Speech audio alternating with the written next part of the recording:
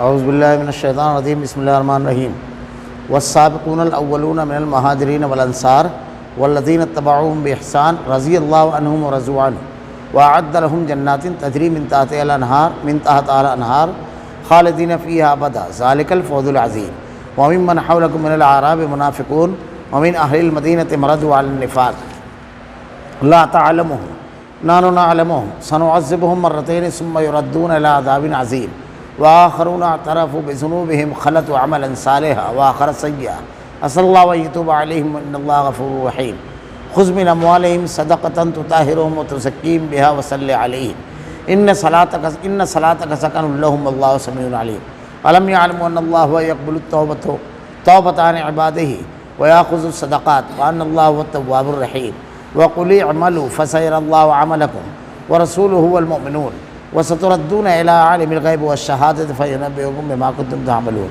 وآخرون مرجون لأمر اللہ اما يعذبهم وإما يتوب علیہم واللہ علیم حکیم والذین اتخذوا مسجدا ضرارا وکفرا وتفریقا بین المؤمنین وارصادا لمن حارب اللہ ورسولہ من قبل ولا يحلفن إن أردنا إلا الحسنى والله يشهد إنهم لكاذبون لا تقم فيه أبدا مسجد أسس على التقوى من أول يوم أحق أن تقوم فيه رجال يحبون أن يطهروا والله يحب المطهرين أفمن أسس بنيانه على تقوى من الله ورضوان خير أم من أسس بنيانه على تقوى جرف حار فانهار به في نار جهنم والله لا يهدي القوم الظالمين ولا يزال بنيانهم الذي بنوا ريبة في قلوبهم إلا أن تقطع قلوبهم والله عليم حكيم۔ اور مہاجرین اور انصار سابق اور مقدم جتنے لوگ اخلاص کے ساتھ ان کے پیرو ہیں اللہ ان سب سے راضی، وہ سب اس سے راضی ہوئے۔ اللہ نے ان کے لیے ایسے باغ تیار کر رکھے ہیں جن کے نیچے نہریں جاری ہوں گی، جن میں وہ ہمیشہ رہیں گے، یہ بڑی کامیابی ہے۔ اور جو کچھ تمہارے گرد و پیش والے دیہاتیوں میں اور کچھ مدینے والے میں ایسے منافق ہیں کہ نفاق پہ اڑے ہیں، آپ انہیں نہیں جانتے، ان کو ہم جانتے ہیں، ہم ان کو دوہری سزا دیں گے، پھر وہ بڑے بھاری عذاب کی طرف بھیجے جائیں گے۔ اور کچھ لوگ جو اپنی خطا کے اقراری ہیں، جنہوں نے ملے جلے عمل کیے، کچھ بھلے کچھ برے، اللہ سے امید ہے ان کی توبہ قبول فرمائے، بلا شبہ اللہ بڑی مغفرت والا، بڑی رحمت والا ہے۔ آپ ان کے مالوں میں سے صدقہ لے لیجئے، جن کے ذریعے آپ ان کو پاک صاف کر دیجئے، ان کے لیے دعا کیجئے، بلا شبہ آپ کی دعا ان کے لیے موجب اطمینان ہے، اللہ خوب سنتا، خوب جانتا ہے۔ کیا ان کو خبر نہیں کہ اللہ ہی اپنے بندوں کی توبہ قبول کرتا ہے، وہی صدقات کو قبول کرتا ہے؟ یہ کہ اللہ ہی توبہ قبول کرنے میں اور رحمت کرنے میں کامل ہے۔ کہہ دیجئے تم عمل کیے جاؤ، تمہارے عمل اللہ خود دیکھ لے گا، اور اس کا رسول اور ایمان والے بھی دیکھ لیں گے، اور ضرور تم کو ایسے کے پاس جانا ہے جو تمام چھپی اور کھلی چیزوں کا جاننے والا ہے، سو وہ تم کو تمہارا کیا ہوا سب کچھ بتلا دے گا۔ اور کچھ اور لوگ ہیں جن کا معاملہ اللہ کا حکم آنے تک ملتوی، ان کو سزا دے گا، یا ان کی توبہ قبول کرے گا، یا اللہ خوب جاننے والا اور بڑا حکمت والا ہے۔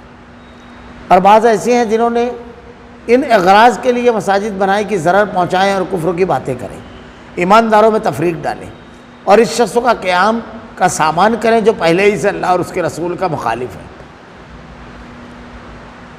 اور قسمیں کھائے جائیں کہ بجز بھلائی کے اور ہماری کچھ نیت نہیں، اللہ گواہ ہے وہ بالکل جھوٹے ہیں۔ آپ اس میں کبھی نہ کھڑے ہو، البتہ جس مسجد کی بنیاد اول دن تقوی سے رکھی گئی وہ اس لائق ہے کہ آپ اس میں کھڑے ہوں۔ اس میں ایسے آدمی ہیں کہ وہ خوب پاک ہونے کو پسند کرتے ہیں، اور اللہ خوب پاک ہونے والوں کو پسند کرتا ہے۔ پھر آیا ایسا شخص بہتر ہے جس نے اپنی عمارت کی بنیاد اللہ سے ڈرنے اور اللہ کی خوشنودی پر رکھی، یا وہ شخص جس نے اپنی عمارت کی بنیاد کسی گھاٹی کے کنارے جو گرنے کی ہی ہو رکھی ہو، پھر اس کو لے کر آتش دوزخ میں پڑے، اور اللہ ایسے ظالموں کو ہدایت ہی نہیں دیتا۔ ان کی یہ عمارت جو انہوں نے بنائی ہے ہمیشہ ان کے دلوں میں شک کی بنیاد پر کانٹا بن کر کھٹکتی رہے گی، ہاں مگر ان کے دل اگر پاس ہو جائیں تو خیر، اللہ بڑا علم والا اور بڑی حکمت والا ہے۔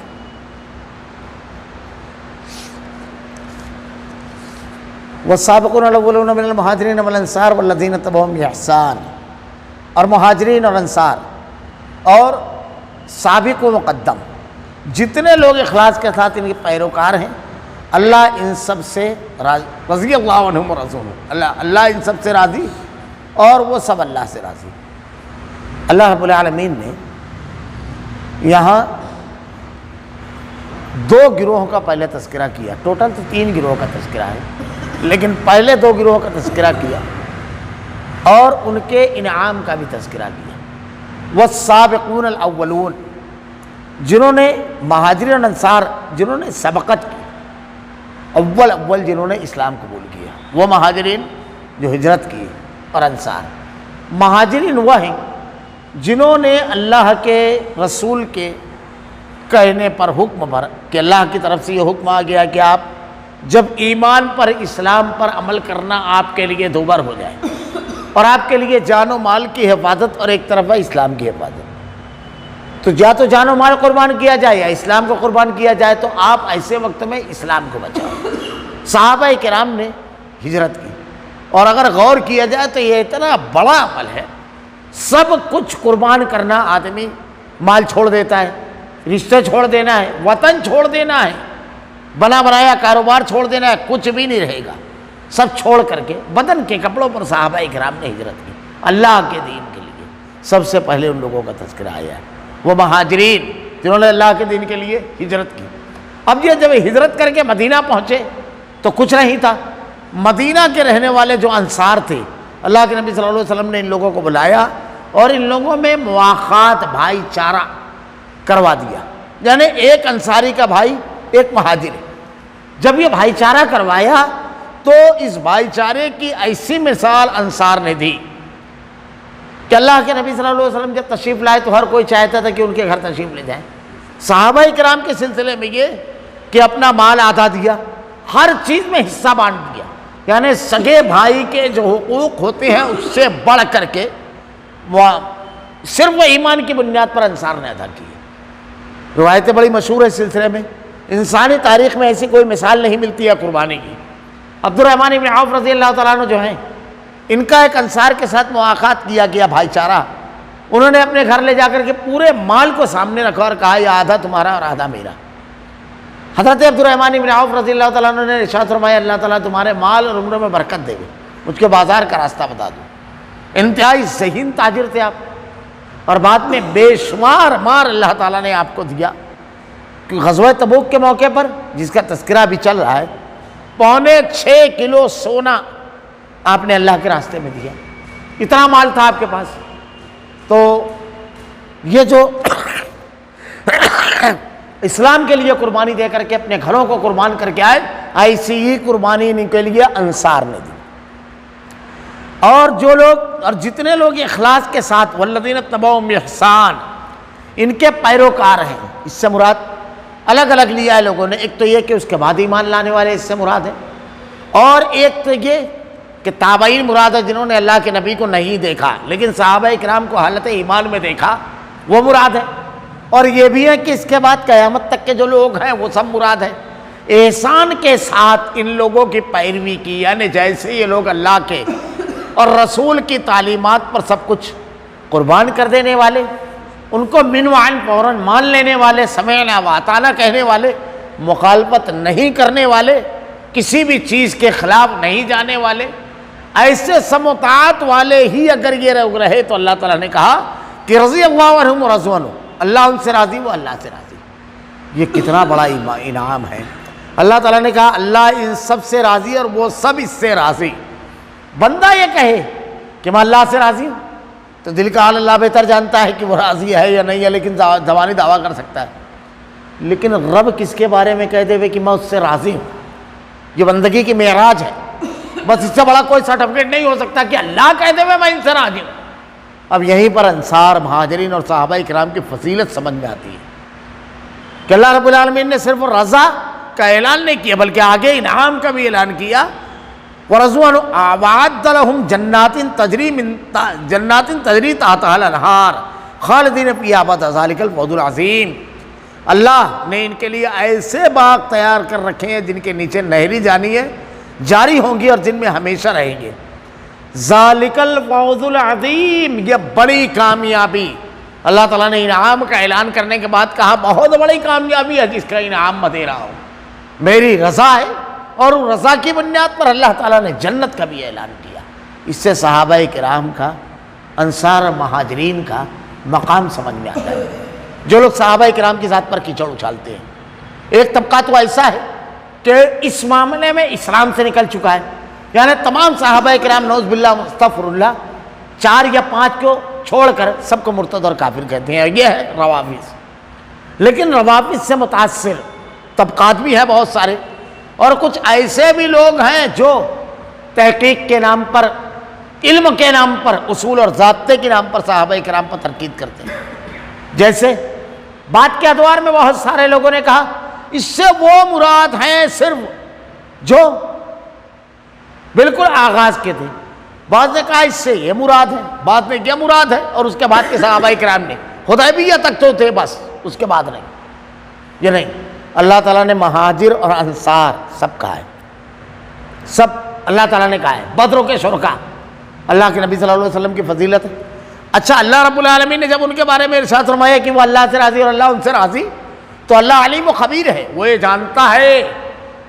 جیسے بعض لوگوں نے ایک پخ یہ نکالا کہ بعد میں اگر کوئی صحابی غلط کوئی کام کر لیا تو وہ اس سے خارج ہے، یہ اللہ کی طرف سے یہ اعلان، اگر اللہ نے صحابہ کے بارے میں اعلان کیا تو وہ جانتا ہے کہ یہ مرتے دم تک کے ڈٹے رہیں گے حق پر، یہ حق سے ہٹیں گے نہیں، کسی عام آدمی کا کوئی قول نہیں ہے قیامت تک کی، بلکہ جب سے یہ کائنات قائم ہوئی ہر چیز کا پورا پورا علم رکھنے والے رب کے۔ اب اللہ تعالیٰ اگر کسی کے بارے میں کہے تو یقینی طور پر اس کی موت حق پر ہوگی، وہ کبھی گمراہی کی طرف نہیں جائے گا، وہ کبھی اللہ کی نافرمانی نہیں کرے گا۔ یہ بھی ایک سرٹیفکیٹ ہے صحابہ کرام کا۔ اب جب جو لوگ یہ کہتے ہیں، کچھ لوگوں نے یہ کیا کہ صحابہ کرام کے الگ الگ تنقیدیں کی کہ صحابہ کرام سے یہ غلطیاں ہوئی، یہ غلطیاں ہوئی، یہ غلطیاں ہوئی۔ اب اس کے بعد ایسے ایسے تبصرے صحابہ کرام پر کیے، حضرت امیر معاویہ رضی اللہ تعالیٰ عنہ، حضرت عمرو بن عاص رضی اللہ تعالیٰ عنہ، اور دیگر صحابہ کرام کو ایسا نشانہ بنایا اور ایسے تبصرے کیے کہ اگر ان کے اوپر کوئی شخص یہ تبصرہ کرتے ہوئے تو ان کے متقدمین اور ان کے متعلقین اچھل کود اور طوفان بدتمیزی مچا دیتے ہیں۔ یہ وہ صحابہ کرام ہیں جنہوں نے حضرت امیر معاویہ رضی اللہ تعالیٰ عنہ کی فضیلت، پہلا دستہ قسطنطنیہ جو بحری بیڑا ہے حضرت امیر معاویہ رضی اللہ تعالیٰ عنہ، اس میں حضرت امیر معاویہ رضی اللہ تعالیٰ عنہ نے پہلا لشکر وہ روانہ کیا جو قسطنطنیہ پر حملہ آور ہوا۔ کاتب وحی ہے اللہ کے نبی صلی اللہ علیہ وسلم کے برادر نسبتی، یعنی آپ کے صالح ہے حضرت امیر معاویہ رضی اللہ تعالیٰ عنہ، لیکن آپ کی ذات پر تنقید کی۔ اس کو اگر مختلف زاویے سے غور کریں، مختلف زاویے سے، وہ یہ کہ ایک بالکل سادہ سا اصول ہے، کسی مرے ہوئے شخص کا عام آدمی اگر ہے، اگر اس کے اندر کوئی خامی ہے تو اس کو بیان نہیں کیا جا سکتا ہے۔ جھوٹی تاریخی روایت کی بنیاد پر اگر کوئی صحابہ کرام کے بارے میں کہتا ہے جن کو اللہ تعالیٰ نے جنتی کہا، کتنا بڑا گناہ کا کام کر رہا ہے، خود تو حدیث کی مخالفت کر رہا ہے۔ اچھا، یہ کوئی بہت بڑا دینی کارنامہ ہے؟ بہت بڑا دینی کارنامہ ہے۔ ایک عالم کی کتاب مجھ کو یاد آ رہی ہے کہ بڑی عجیب بات ہے، کہ عجیب و غریب معاملہ ہے کہ یہودیوں سے پوچھئے کہ تمہارے نزدیک سب سے زیادہ معتبر قابل احترام کون شخصیت ہے؟ کہیں گے اللہ کے رسول حضرت موسیٰ علیہ السلام، اور کہیں گے ان کے ساتھی۔ عیسائیوں سے پوچھئے تو کیا کہیں گے؟ حضرت عیسیٰ علیہ السلام اور ان کے حواری۔ بدھسٹوں سے پوچھئے، وہ گوتم بدھ اور اس کے ساتھیوں کو کہیں گے۔ جینیوں سے پوچھئے، وہ مہاویر جین کا نام لیں گے۔ کسی بھی مذہب کے ماننے والے سے پوچھئے، وہ اپنے پیشوا، رہبر، رہنما، مقتدی ان کا اور ان کے ساتھیوں کا نام لے گا۔ لیکن روافض سے پوچھئے تو وہ کہیں گے کہ سب سے برے لوگ اللہ کے نبی کی صحابہ ہیں، اور کچھ لوگ جو ان کے چبائے ہوئے نوالے اگلتے ہیں، انہیں کی بنائی ہوئی جھوٹی روایتوں کی بنیاد پر صحابہ پر نقد کرتے ہیں، تنقید کرتے ہیں۔ ابھی ایک نام بہت چل رہا ہے، مرزا محمد علی انجینئر۔ بڑا عجیب و غریب معاملہ ہے اس کا، میں پڑھا تو بہت ہنسی آئی۔ ایک ویڈیو میں یہ کہتا ہے کہ حضرت امیر معاویہ اور حضرت علی رضی اللہ تعالیٰ عنہ کے دور میں ہوتا تو معاویہ کے خلاف رضی اللہ تعالیٰ عنہ تلوار لے کر کھڑا ہوتا۔ اس کے اندر کوئی ایمان غیرت اور حمیت ہے اس جاہل میں؟ آج کے دور میں پورے روافض ابو بکر و صدیق عمر فاروق، عثمان ذوالنورین، عائشہ صدیقہ امہات المومنین کو گالیاں دے رہے ہیں. کبھی لکڑی بھی لے کر اٹھا کیا ان کے خلاف؟ بے غیرت لکڑی بھی لے کر کے کھڑا ہوا ان کے خلاف، دعویٰ کرتا ہے کہ حضرت علی رضی اللہ تعالیٰ عنہ کے خلاف یہ ابو بکر صدیق کا مرتبہ کیا ہے؟ امت کا اتفاق ہے، افضل البشر بعد الانبیاء بالتحقیق. یہ رافضیوں کے چبائے ہوئے نوالے اگل کر کے مسلمانوں کے دل سے سب سے زیادہ اسلام کے لیے قربانی دینے والے، دین کے لیے اپنا سب کچھ قربان کرنے والے صحابہ کرام کی عظمت گھٹا رہا ہے، جبکہ اللہ کہتا ہے فَإِنْ آمَنُوا بِمِثْلِ مَا آمَنْتُمْ بِهِ، ایسا ایمان لاؤ جیسا صحابہ کرام نے. یہ ایک سازش کے تحت ہے، یہ کوئی کارنامہ نہیں ہے، بلکہ یہودیوں کے اعلی کار رافضیت کا اعلی کار ہے، اور اس کے چبائے ہونے والا ہوا اللہ ہے. یہ مفصل گفتگو انشاءاللہ کسی ایک درس میں یہیں رک کر کریں گے ہم. میں اختصار کے ساتھ یہ کہہ رہا ہوں کہ یہ ایک بہت بڑا فتنہ ہے، صحابہ کرام پر نقد کرنا، تنقید کرنا. یہ کون سی دینی خدمت ہے؟ کون سا کارنامہ ہے آپ کا؟ جنہوں نے اسلام کے لیے اتنی قربانیاں دی. اللہ کے نبی صلی اللہ علیہ وسلم کا دور دیکھیے، صحابہ کرام کا مزاج کیا تھا. اگر کسی سے کوئی غلطی ہوئی، کسی ایک صحابی نے کبھی پلٹ کر کے کہا؟ آپ نے حدیث پڑھی نہیں؟ جہالت ہے. حضرت اللہ کے نبی صلی اللہ علیہ وسلم کے دور میں صحابی سے غلطی ہوئی، حضرت معاذ اسلمی رضی اللہ تعالیٰ نے آپ کے اوپر حد جاری کی اللہ کے نبی نے. یہ دیکھیے مزاج شریعت یہ ہے، اور مزاج رافضیت وہ ہے جو مرزا اور مودودی جیسے لوگ بیان کرتے ہیں صحابہ پر تنقید کرنا. وہ مزاج رافضیت ہے. کیا ہوا؟ جب ان کو رجم کیا گیا تو ایک صحابی کے ہاتھ پر ان کا خون اڑ کر آ گیا، تو انہوں نے کہا ایک زانی کا خون آ گیا. رجم کیا گیا تھا، فیصلہ دیا گیا تھا رسالت کے عدالت سے، اسی بنیاد پر رجم کیا گیا تھا. اللہ کے نبی نے کیا کہا کہ ٹھیک ہے وہ خامی تھی ان کے اندر، تمہاری طرح یہ رافضیت کا مزاج ہے. نبی کا مزاج، نبی کے ماننے والوں کا مزاج کیا ہے، منہج سلف کیا ہے. اللہ کے نبی نے کہا اگر اس کی توبہ کو 70 آدمیوں میں تقسیم کر دیا جاتا تو اللہ سب کی مغفرت فرما دیتا. اور وہ بھی روایت دیکھیے، کچھ دور چلنے کے بعد اللہ کے نبی نے ایک مردار کو دیکھا اور کہا ہے کہ جس نے وہ بات کہی تھی کہا ہے. وہ روایت بھی دیکھیے، حضرت حاتم ابن ابی بلتہ رضی اللہ تعالیٰ عنہ سے غلطی ہوئی. کیا آپ نے غزوہ فتح مکہ کے وقت تو خبر دی مشرکین مکہ کو، وہ خط اللہ کے نبی صلی اللہ علیہ وسلم کو بدل گیا، وہی اطلاع دے دی گئی. آپ نے حضرت علی رضی اللہ تعالیٰ عنہ کو بھیجا، اور ایک مقام زاغ، وہاں پر اس بوڑھی خاتون کو پکڑ کر لایا گیا اور اس کی چوٹی میں سے وہ خط نکلا. صحابہ کرام نے کہا یہ بہت بڑا سنگین جرم ہے، گردن مار دیجیے. اللہ کے نبی نے کہا نہیں، یہ بدروں کے شرکا میں سے ہے، ذرا ان کا اعتراف خدمت دیکھیے. اللہ کے نبی نے اعتراف کی، یہ بدر کے سب کچھ داؤ پر لگایا انہوں نے اسلام کے لیے. آپ نے ان کی نیکیاں، اسلام کے لیے ان کی قربانیاں، اس کو پیش کر کے لوگوں کے جذبہ ایمانی کو، عمل اسلامی اور دینی تعلیمات پر عمل کے جذبے کو پروان چڑھانے کی بجائے یہ بتانا کہ دنیا دار تھے، یہ بتانا غیبت، چغلی، منفی تبصرے. معاویہ، حضرت امیر معاویہ رضی اللہ تعالیٰ عنہ کے بارے میں ایک شخص مولانا مودودی کی تحریریں پڑھ کر کے کہتا ہے کہ اب مجھ کو صحابی کہتے ہوئے جھجک ہوتی ہے. یہ کون سا کارنامہ ہے؟ اس کے بعد پوری زندگی حضرت حاتم ابن ابی بلتہ زندہ رہے، کسی ایک صحابی نے آپ کو اس غلطی کا طعنہ دیا، ایک صحابی نے ایک روایت لائی ہے. ایسی بے شمار دلیلیں. یہ صحابہ کا مزاج، یہ دینی مزاج، یہ اللہ کے نبی کی تربیت تھی. اور یہ رافضی مزاج، رافضیوں کی تربیت، رافضیوں کے چبائے ہوئے والے اگلنا ہے کہ صحابہ کرام پر تنقید. یہ رافضی مزاج ہے. میں بہت اختصار سے ایک بات صرف پیش کیا. تو جو شخص ایسا کرتا ہے سمجھ لیجئے کہ وہ رافضیت کے مزاج کے آدمی ہے، سمجھ لیجئے. مجھ کو حیرت لگتی ہے مولانا مودودی پر، بہت حیرت لگتی ہے. وہ کہتے ہیں ایرانی انقلاب ان کے دل کی دھڑکن.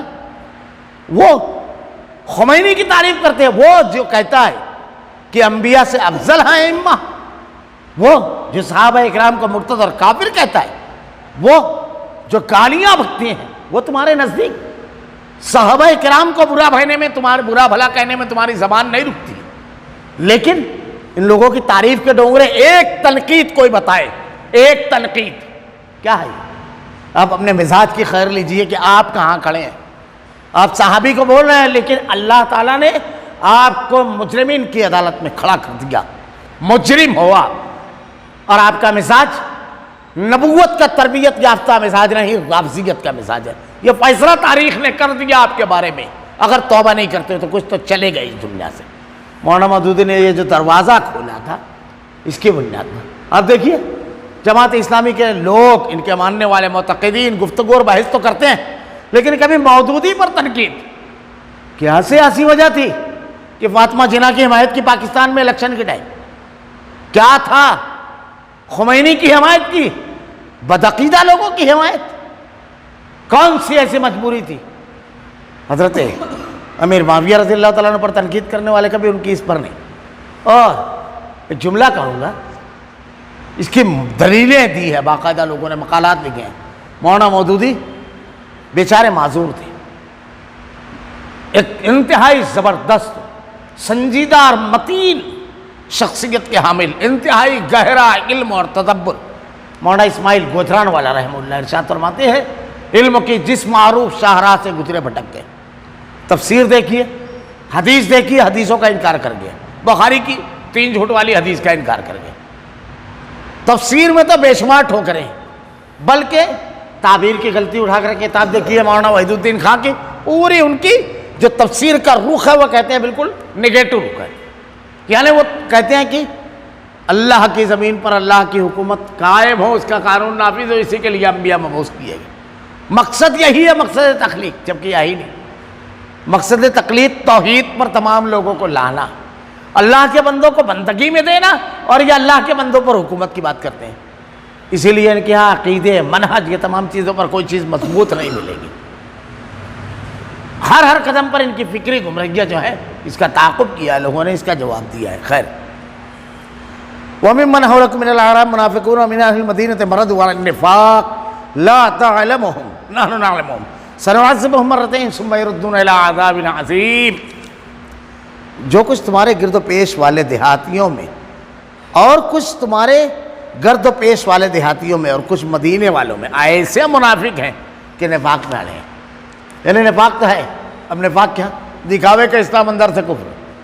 اللہ تعالیٰ کہتا ہے آپ ان کو نہیں جانتے، لا تعلمہم. ایک جملہ ہے، عجیب بات ہے. لوگ غیب کا، اللہ کے نبی کے بارے میں عقیدہ بناتے ہیں کہ علم غیب تھا. اللہ تعالیٰ کہہ رہا ہے آپ ان کو نہیں جانتے. کون کہہ رہا ہے؟ اور یہ کہہ رہے ہیں کہ سب جانتے ہیں. اللہ کہہ رہا ہے آپ نہیں جانتے، اور یہ کہہ رہے ہیں سب جانتے. کون سچا؟ اللہ. فیصلہ قرآن کر رہا ہے. ایک جملے میں عجیب و غریب عقیدہ ہے، نہ جانے کہاں سے لے کر کے آ گئے، کن بنیادوں پر رہا ہے. کسی ایک کا عقیدہ نہیں تھا. اللہ تعالیٰ قرآن میں کہتا ہے کُلْ لَا أَمْلِكُ لِنَفْسِي نَفْعًا وَلَا ضَرًّا إِلَّا مَا شَاءَ اللَّهُ. قُلْ کہہ دیجئے. اللہ کی بھی زبان سے سنا، اب رسول کی بھی زبان سے سن لو. اللہ کے کلام میں قُلْ کہہ دیجئے لَا أَمْلِكُ لِنَفْسِي نَفْعًا وَلَا ضَرًّا إِلَّا مَا شَاءَ اللَّهُ.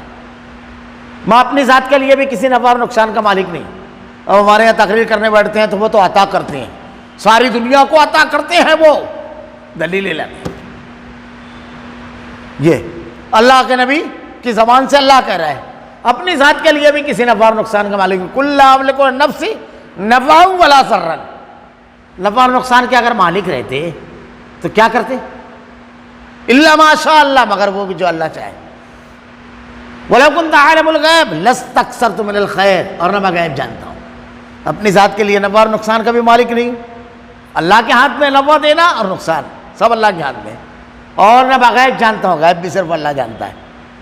لَاسْتَكْثَرْتُ مِنَ الْخَيْرِ. اگر مجھ کو غیب معلوم ہوتا تو ساری اچھائیاں اپنے لیے جمع کر لیتا. یہاں نبی کہہ رہے ہیں سارے خیر جمع کر لیتا، اور یہاں کہہ رہے ہیں خیر بانٹنے والے. اللہ کے نبی کہہ رہے ہیں میں جمع کر. قرآن پڑھیے، قرآن عقیدہ سیدھا ہو جائے گا. لَاسْتَكْثَرْتُ مِنَ الْخَيْرِ وَمَا مَسَّنِيَ السُّوءُ. اور کوئی چیز مجھ کو نقصان نہیں پہنچا پاتی. یہ دوسروں کو بچانے کی بات کرتے ہیں، اور نبی سے چھوٹے کے بارے میں اولیاء بچاتے ہیں. اللہ کے نبی کہہ رہے ہیں وَمَا مَسَّنِيَ السُّوءُ. کوئی چیز مجھ کو نقصان نہیں پہنچا پاتی. غزوہ احد میں آپ کے دندان مبارک کوئی نہیں شہید کر پاتا. بچانے والا کون ہے؟ وَاللَّهُ يَعْصِمُكَ مِنَ النَّاسِ. لوگوں سے بچانا ہماری ذمہ داری ہے، اللہ تعالیٰ کہہ رہے ہیں. حضرت ابراہیم علیہ السلام آگ میں ڈالنے جانے لگے تو کیا کہتے ہیں؟ حسبنا اللہ ونعم الوکیل، میرے لیے میرا اللہ کافی۔ اللہ عقیدہ سیدھا کیجئے۔ تو اللہ تعالیٰ نے کہا آپ ان کو نہیں جانتے، کیونکہ آپ کو غیب کا علم نہیں، اللہ جانتا ہے۔ ان کو ہم جانتے ہیں، جاننے والی ذات۔ اب جاننے والی ذات کسی اور کو بنائے تو آپ نے کون سا مقام دے دیا اس کو؟ رب کا۔ اللہ تعالیٰ نے الگ کر دیا ہے، بندگی اور خدائی الگ ہے۔ رب وہ رب العالمین ہے۔ وَلَا تَضْرِبُوا لِلَّهِ الْأَمْثَالَ، اللہ کے لیے مثالیں مت قائم کرو۔ لَيْسَ كَمِثْلِهِ شَيْءٌ، اللہ کے جیسی کون سی ذات ہے؟ اس کا اختیار، اس کی قدرت، اس کی عظمت، اس کی بڑائی، اس کا رحم، ہر چیز۔ ہم ان کو دوہری سزا دیں گے۔ کون دے گا دوہری سزا؟ اب یہاں پر بھی ذرا سا رک جائیے، کون دے گا؟ اللہ۔ پہلی آیت میں کیا کہا گیا درس کے؟ اللہ تعالیٰ ان سے راضی ہوا اور اللہ تعالیٰ نے ان کے لیے ایسے باغ تیار کر رکھے ہیں۔ جنت کون دے گا؟ دوزخ میں کون ڈالے گا؟ عقیدہ سیدھا رکھیے۔ یہاں لوگوں نے شخصیت کے بارے میں بتا دیا کہ فلاں کا دامن پکڑ لیجئے بس چلے جائیں گے آپ، فلاں کی مریدی میں آ جائیے، فلاں کا کوئی چپراسی بن جائے، کوئی دھوبی بن جائے، الگ الگ واقعات بتاتے ہیں لوگ۔ اللہ کی جنت ہے، اللہ کو راضی کرنا ہے، شخصیات کو نہیں، رب کو۔ رب پرستی لانا ہے، شخصیت پرستی نہیں۔ اللہ تعالیٰ نے کہا ان کو ہم دوہری سزا دیں گے۔ نیکوکار لوگوں کو انعام اللہ دے گا اور بدکاروں کو سزا اللہ رب العالمین دے گا، کیونکہ اکیلا ہے۔ ان کو دوہری سزا۔ کیوں دوہری سزا؟ ڈبل جرم ہے، ایک تو کفر، دوسرا نفاق، اندر سے تو کافر ہے، اب یہ ظاہر مسلمان کرتے ہیں، دھوکہ بھی دے رہے ہیں۔ اللہ نے کہا پھر وہ بڑے بھاری عذاب کی طرف بھیجے جائیں گے، بہت ہی خطرناک عذاب ہے جس کی طرف وہ بھیجے جائیں گے۔ اللہ نے ارشاد فرمایا۔ اب آگے جو ہے یہ ذرا سا لمبا مضمون ہے، بالکل لگا ہوا ہے، تو انشاءاللہ العزیز آئندہ ہفتے کے درس میں، میں تو چاہا تھا کہ آج بہت لمبا کر لوں گا، لیکن بہرحال وقت کافی ہو گیا ہے۔ انشاءاللہ العزیز آئندہ بڑی زبردست بحث آنے والی ہے، یعنی آدمی کی اگر غلطی کرے تو غلطی کر کے اس کو کیا کرنا چاہیے اور کس بنیاد پر بخشش کی اللہ رب العالمین سے امید رکھنا چاہیے۔ اللہ تعالیٰ نے کہا کہ کچھ لوگ اپنی خطا کے اقراری ہیں، جنہوں نے ملے جلے عمل کیا، کچھ بھلے کچھ برے، لیکن وہ مانتے ہیں کہ نہیں میری غلطی ہے۔ اللہ نے اس سے امید ہے ان کی توبہ قبول فرمائے۔ بلا شبہ اللہ بڑی مغفرت والا اور رحمت والا ہے۔ انشاءاللہ اس کی تفصیلات آئندہ ہفتے آئے گی۔ اللہ رب العالمین سے دعا ہے کہ رب العالمین صحابہ کرام کے بارے میں جو اللہ کے نبی کی تربیت یافتہ صحابہ کرام کا منہج ہے، جو طریقہ کار ہے، جو نبی کی تعلیمات ہے، وہی رائے، وہی ان کے بارے میں ہمارا فکر ہو، ہماری فکر ہو رب العالمین، وہی ہمارا منہج ہو۔ اللہ جو کچھ تو نے ان کے بارے میں بیان فرمایا رب العالمین، وہی ہمارا منہج ہو۔ الہ العالمین یہ بے شمار فرق، یہ بے شمار جو جماعتیں پیدا ہو گئی ہے، جو اللہ تیرے خالص بندوں پر کیچڑ اچھالنا ہے رب العالمین، اس کے فتنے سے ہم سب کو، پوری امت مسلمہ کو محفوظ رکھ رب العالمین۔ الہ العالمین ان کی سازشوں کو بے نقاب کر دے رب العالمین۔ اللہ ہمارا خاتمہ ایمان پر فرما۔ ربنا لا تزغ قلوبنا بعد إذ هديتنا وهب لنا من لدنك رحمة إنك أنت الوهاب۔ سبحانك اللهم وبحمدك أشهد أن لا إله إلا أنت أستغفرك وأتوب إليك۔